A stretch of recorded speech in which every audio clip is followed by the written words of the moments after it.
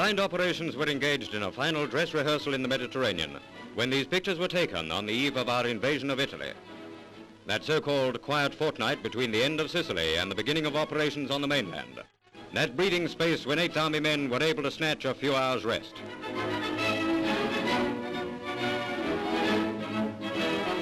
Along the African coast and elsewhere, that interval was a time for vast preparation. It saw General Montgomery in Sicily going among his men, acquainting them with the latest plans, telling them of the next step forward for the British and Canadians. Standing in the center, Monty points to where his great army will next set foot. It is they who will enter the continent and mark the return of British arms to Europe.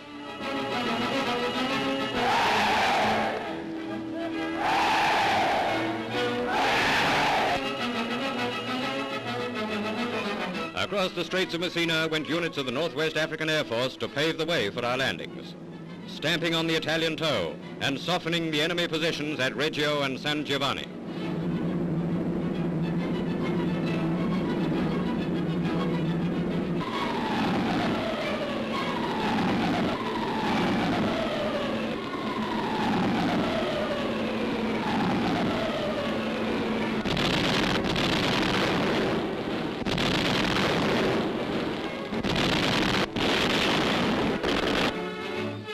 On the 4th anniversary of the war, our great fleet of invasion barges were filling for the next installment.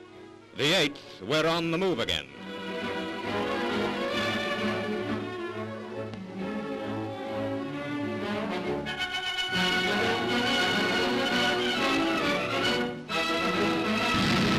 Taking the plunge off the beach at Messina are the 6-wheeler amphibians known as ducks.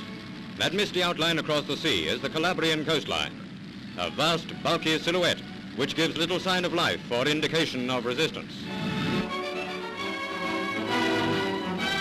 Supported by the guns of the fleet and numerous batteries set up along the Sicilian coast, the invasion of Italy is launched.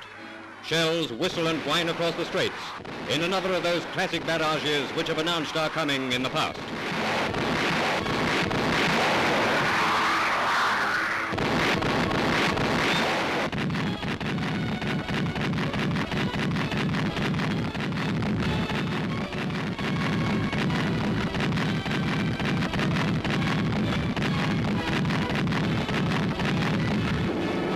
Allied air cover is supreme. Shuttle service bombing pins down the Axis planes and churns up his communications and strong points.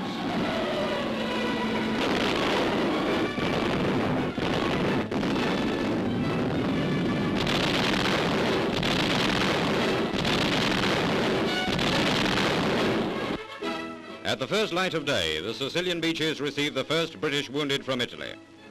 The 8th had gone in expecting heavy resistance, but in many places there were carpets of white flags instead of landmines.